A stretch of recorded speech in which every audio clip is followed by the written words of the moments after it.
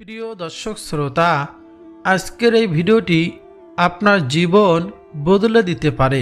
আজকে এমন একটি আমল আপনাদেরকে বলে দেব যা খুব ছোট, কিন্তু এর সব হতে পারে অনেক বেশি। প্রিয় দর্শক, আমরা অনেকেই বড় বড় ইবাদতের কথা শুনি, কিন্তু ছোট আমলগুলো অবহেলা করি। অথচ অনেক সময় এই ছোট আমলই হয়ে যায় আমাদের মুক্তির কারণ হয়ে দাঁড়াবে কাল কিয়ামতের ময়দানে। আজ আমরা কথা বলবো মাগরিবের নামাজের পর একটি বিশেষ ইস্তেগফার নিয়ে।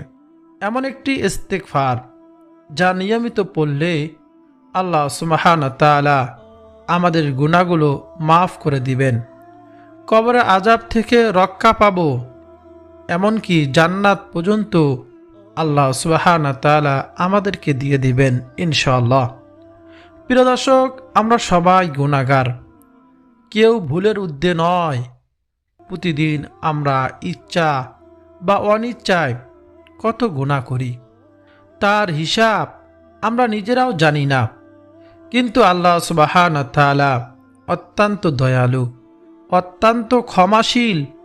তিনি শুধু চান আমার বান্দা যেন আমার দিকে ফিরে আসে, তওবা করে ক্ষমা চায়। সুবহানাল্লাহ।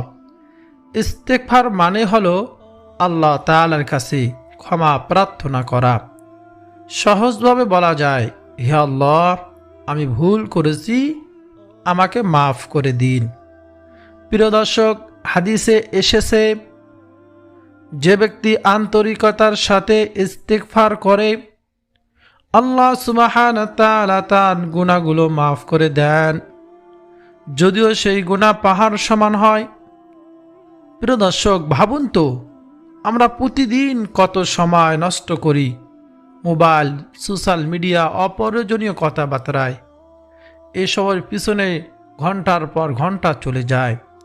অথচ এই ছোট্ট একটি দোয়া যদি আমরা পড়তে পারি, পড়তে মাত্র 10 থেকে 15 মিনিট লাগতে পারে। এখন আপনি নিজেই ভাবুন, এই 10 মিনিটে একটি আমল যা আপনার আখিরাতের জীবন বদলে দিতে পারে, কবরে আযাব থেকে রক্ষা করতে পারে, আপনার জীবনের সকল গুনাহ মাফ হয়ে যেতে পারে। এটাকে আমরা করব না? প্রিয় দর্শক, অবশ্যই আমরা এই আমলটি করব। শুধু মুখে মুখে পড়লেই হবে না, কিন্তু মন থেকেও পড়তে হবে, আন্তরিকতা থাকতে হবে, মহাব্বত থাকতে হবে আমলের প্রতি, দোয়ার প্রতি, আল্লাহ সুবহানাহু ওয়া তাআলার প্রতি। যখন আপনি বলবেন আস্তাগফিরুল্লাহ, তখন আপনার মনে সত্যিকারের অনুশোচনা থাকতে হবে। প্রিয় দর্শক, ভাবুন, আজকে আমি যে গুনাহগুলো করেছি, আল্লাহ কি আমাকে মাফ করবেন? আমি কি আবার সেই গুনাহগুলো করব না? এই অনুভূতি নিয়ে যদি আপনি ইস্তেগফার করেন, তাহলে আল্লাহ সুবহানাহু ওয়া তাআলা অবশ্যই আপনাকে ক্ষমা করবেন। বলুন না সুবহানাল্লাহ। রাসূলুল্লাহ সাল্লাল্লাহু আলাইহি ওয়াসাল্লাম একটি ঘটনা বর্ণনা করেছেন যা আমাদের জন্য বড় শিক্ষা। এক ব্যক্তি ছিলেন যিনি অনেক দিন আল্লাহর ইবাদত থেকে দূরে ছিলেন, অনেক গুনাহ করে ফেলেছিলেন, কিন্তু তার জীবনে এক সময় পরিবর্তন আসে। তার অন্তরে অনুশোচনা জাগে, সে বুঝতে পারে সে ভুল পথে চলে গিয়েছে। একদিন সে একা একা বসে গভীরভাবে চিন্তা করল, আমি এত গুনাহ করেছি, এখন আমার কি হবে? তার হৃদয়ে আল্লাহর ভয় এবং রহমতের আশা একসাথে জেগে উঠল। তখন সে আল্লাহ সুবহানাহু ওয়া তাআলার দিকে ফিরে আসার সিদ্ধান্ত নিল এবং আন্তরিকতার সাথে ইস্তেগফার পাঠ করতে লাগলো। সে বারবার বলতে লাগলো, আস্তাগফিরুল্লাহ, আস্তাগফিরুল্লাহ। আর এই ইস্তেগফারটি ছিল শুধু মুখের কথা নয়, বরং মন থেকে চোখে পানি নিয়ে আল্লাহ তাআলার কাছে ক্ষমা চাওয়া। রাসূলুল্লাহ সাল্লাল্লাহু আলাইহি ওয়াসাল্লাম বলেছেন, আল্লাহ সুবহানাহু ওয়া তাআলা তার এই অবস্থানকে এতটাই পছন্দ করলেন যে তার অতীতের গুনাহগুলো ক্ষমা করে দিলেন। বলুন না সুবহানাল্লাহ। এমনকি হাদিসের শিক্ষায় আমরা বুঝি বান্দা যখন সত্যিকারের তওবা করে আল্লাহ শুধু তার গুনাহ মাফই করেন না, বরং সেই গুনাহগুলো নেকিতে পরিবর্তন করে দেন। বলুন না সুবহানাল্লাহ। প্রিয় দর্শক, ভাবুন তো, যে গুনাহ এক সময় তাকে ধ্বংসের দিকে নিয়ে যাচ্ছিল, সেই গুনাহ আল্লাহ রহমতের কারণে তার জন্য সওয়াবের কারণ হয়ে গেল। প্রিয় দর্শক, এটা হলো আল্লাহ সুবহানাহু ওয়া তাআলার কত বড় দয়া। এই ঘটনা আমাদেরকে কি শিক্ষা দেয়? প্রথমত, মানুষ যতই গুনাহ করুক না কেন, আল্লাহর দরজা কখনোই বন্ধ হয় না। ইস্তিগফার শুধু একটি শব্দ নয়, এটা হলো আল্লাহ তাআলার কাছে ফিরে আসার রাস্তা। প্রিয় দর্শক, একদিন পড়লেন আর 10 দিন পড়লেন না, এতে তেমন ফল পাওয়া যাবে না। আপনাকে নিয়মিত পড়তে হবে। প্রতিদিন মাগরিবের নামাজের পর, ফজরের নামাজের পর আপনি এই দোয়াটি অত্যন্ত গুরুত্বের সহিত আপনি পড়বেন। ধীরে ধীরে এটি আপনার অভ্যাসে পরিণত হবে। তখন আপনি নিজেই বুঝতে পারবেন আপনার জীবনে পরিবর্তন আসতেছে। প্রিয় দর্শক, অনেকেই বলেন আমার দোয়া কবুল হয় না। কেন জানেন আপনার দোয়া কবুল হয় না? কারণ আমরা গুনায় ডুবে থাকি, কিন্তু তওবা করি না। ইস্তিগফার হলো দোয়া কবুলের একটি শক্তিশালী মাধ্যম। যখন আপনি আল্লাহ তাআলার কাছে ক্ষমা চান, তখন আপনার হৃদয় পরিষ্কার হয়, আর পরিষ্কার হৃদয় থেকে দোয়া উঠে যায় আকাশের দিকে। বলুন না সুবহানাল্লাহ। এখন আসুন আমরা একটি বাস্তব উদাহরণ চিন্তা করি। একজন মানুষ প্রতিদিন মাগরিবের পর 5 বার ইস্তিগফার পড়তেছে। 1 মাসে সে পড়তেছে 150 বার, 1 বছরে সে পড়তেছে 1800 বার। ভাবুন, 1800 বার আল্লাহ তাআলার কাছে ক্ষমা চাওয়া, এটা কি চাকতিখানি বিষয়? অবশ্যই আল্লাহ তাআলার কাছে এভাবে ক্ষমা চাইলে আল্লাহ সুবহানাহু ওয়া তাআলা আমাদেরকে জান্নাত দান করবেন, আমাদের গুনাহগুলো ক্ষমা করবেন। প্রিয় দর্শক, কবরের জীবন খুবই কঠিন জীবন। সেখানে আমাদের কোনো বন্ধু থাকবে না, কোনো আপনজন থাকবে না, শুধু থাকবে আমাদের আমল। যদি আমরা এই ছোট ছোট আমলগুলো জমা করতে পারি, তাহলে এই আমলই আমাদের কবরকে আলোকিত করবে। আর জান্নাত, প্রিয় দর্শক, যদি একবার জান্নাতে যেতে পারি, আল্লাহ সুবহানাহু ওয়া তাআলা আমাদের সকলকে যেন জান্নাত নসিব করেন। জান্নাত হলো চিরস্থায়ী শান্তির স্থান। সেখানে কোনো কষ্ট নেই, কোনো দুঃখ নেই। আমরা সবাই চাই জান্নাতে যেতে, কিন্তু শুধু চাইলেই হবে না, আমল করতে হবে। ইস্তিগফার হতে পারে আপনার জান্নাতে যাওয়ার একটি দরজা। প্রিয় দর্শক শ্রোতা, আজকে মাগরিব থেকেই শুরু করুন। নামাজ শেষে বসে পড়ুন, চোখ বদ্ধ করুন, মন থেকে বলুন আস্তাগফিরুল্লাহ, আস্তাগফিরুল্লাহ। দেখবেন আপনার হৃদয়ে এক ধরনের শান্তি নেমে আসবে। প্রিয় দর্শক শ্রোতা, এখন আসি আজকের মূল আমলে। মাগরিবের নামাজের পর একটি ইস্তিগফার, সাইয়্যিদুল ইস্তিগফার, গুনাহ মাফের শ্রেষ্ঠ দোয়া। মাগরিবের নামাজের পর 1 বার পড়বেন, ফজরের নামাজের পর 1 বার পড়বেন। প্রিয় দর্শক, সেই ইস্তিগফারটি হলো আল্লাহুম্মা আনতা রাব্বি লা ইলাহা ইল্লা আনতা খালাকতানি ওয়া আনা আবদুকা ওয়া আনা আলা আহদিকা ওয়া ওয়া'দিকা মাস্তাতা'তু আউযু বিকা মিন শাররি মা সানা'তু আবু'ু লাকা বিনি'মাতিকা আলাইয়া ওয়া আবু'ু লাকা বিযামবি ফাগফিরলি ফাইন্নাহু লা ইয়াগফিরুয যুনুবা ইল্লা আনতা। আমরা যদি ইস্তিগফার পড়তে পারি, তাহলে রাতে অথবা দিনে মৃত্যুবরণ করলে আমরা সঙ্গে সঙ্গে জান্নাতি হব। বলুন না সুবহানাল্লাহ। প্রিয় দর্শক, ইস্তিগফার পাঠ করলে অভাব অনটন আল্লাহ সুবহানাহু ওয়া তাআলা দূর করে দিবেন। বিভিন্ন বালা মুসিবত থেকে আমাদেরকে হেফাজত করবেন, আমাদের গুনাহগুলো মাফ করে দিবেন। আমরা একেবারে নিষ্পাপ হয়ে যাব। প্রিয় দর্শক শ্রোতা, নবী মূসা আলাইহিস সালাতু ওয়াস সালামের ঘটনা আমরা সকলেই জানি। নবী মূসা আলাইহিস সালাতু ওয়াস সালামের জামানায় বৃষ্টি হচ্ছে না।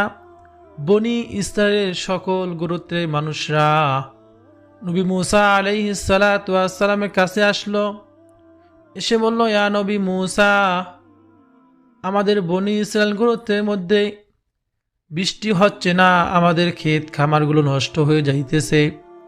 আপনি তো আল্লাহর নবী, আল্লাহ সুবহানাহু ওয়া তাআলার কাছে দোয়া করেন, আল্লাহ তাআলা যেন আমাদেরকে বৃষ্টি দান করেন।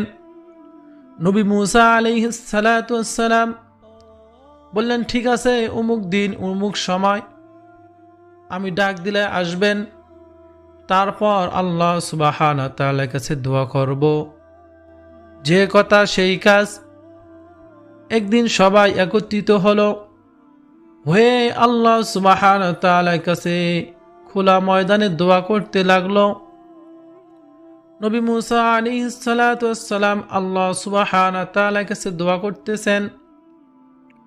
আল্লাহ সুবহানাহু ওয়া তাআলা বললেন, হে নবী মূসা, তোমার দোয়া আমি কবুল করব না।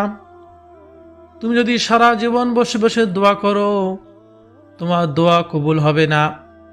নবী মূসা আলাইহিস সালাতু ওয়াস সালাম আল্লাহ সুবহানাহু ওয়া তাআলাকে জিজ্ঞেস করলেন, আল্লাহ, আমি কি কোনো অপরাধ করেছি, ভুল করেছি যে আমার দোয়া আপনি কবুল করবেন না, আমাদের দোয়া কবুল করবেন না?